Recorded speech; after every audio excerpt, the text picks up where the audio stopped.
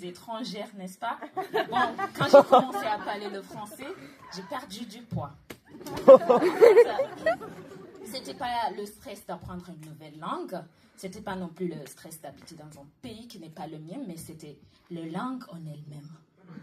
Je vois, vous ne voyez pas le lien entre parler français et perdre du poids. Mais c'est parce que vous êtes français.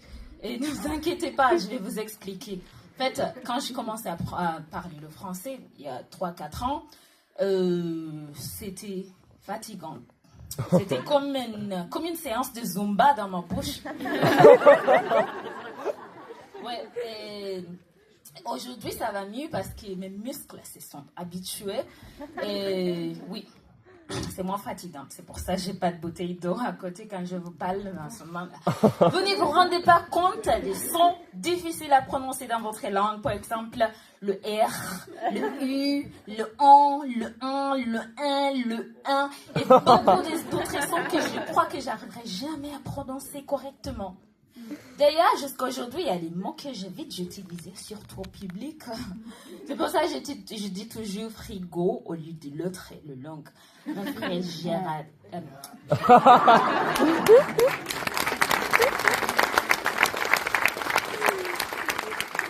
Merci. Non. Beaucoup de R, ça donne soif. Bon, c'est comme ça, j'ai compris pourquoi les Français arrivent à garder la ligne, malgré le mauvais consommation excessive des glucides et de l'alcool. Baguette le matin, baguette à midi, baguette au goûter, baguette à midi, tout le temps. Et bien sûr, un verre de rouge et du rosé à chaque repas. Et malgré le mauvaise relation avec du sport. Par exemple, si un Français est aperçu en train de pédaler pendant plus de 10 minutes sans s'arrêter en boulangerie, en cavavant, il passe directement pour un grand sportif. Qualification directe pour le Tour de France.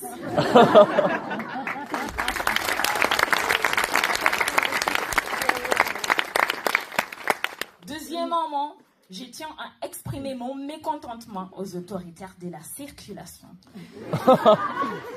Pourquoi? Parce qu'il y a un panneau qui me traumatise à chaque fois quand je le vois, alors qu'il ne sert absolument à rien. Devinez lequel? Stop. Non. Risque de chute de pire.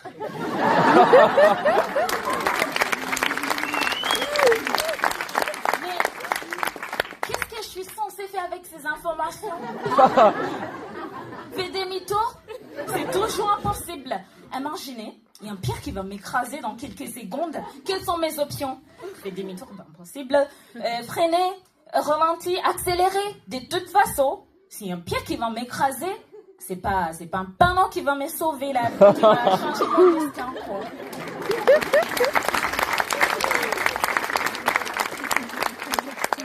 En fait, ce panneau est plutôt provocatif que préventif. C'est comme une invitation à rédiger son testament.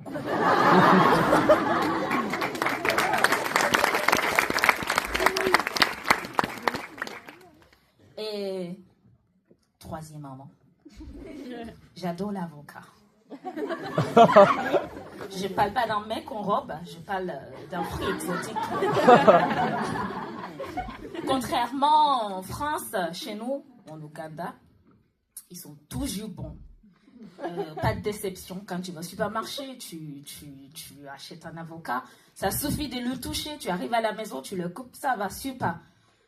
En France, tu vas au supermarché, tu achètes, c'est comme un loterie. En fait, tu n'es pas sûr de ce que tu achètes. En plus, tu as qui droit de toucher. Tu ne peux pas l'ouvrir, tu ne peux pas goûter avant de l'acheter. Et souvent, je les achète dans les supermarchés français et j'arrive à la maison, soit c'est pourri, je les coupe, soit ils sont pourris, soit ils ont été mûris dans les conditions artificielles. Mais quand même, je ne désespère pas, je continue d'essayer, un peu comme un amour. On ne sait jamais, peut-être un jour, je trouverai.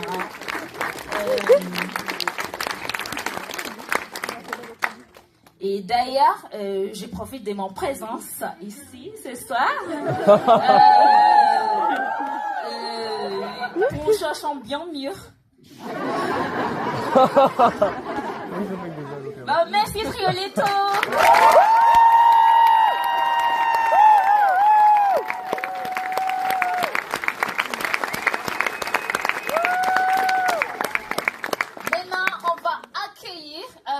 Un autre artiste.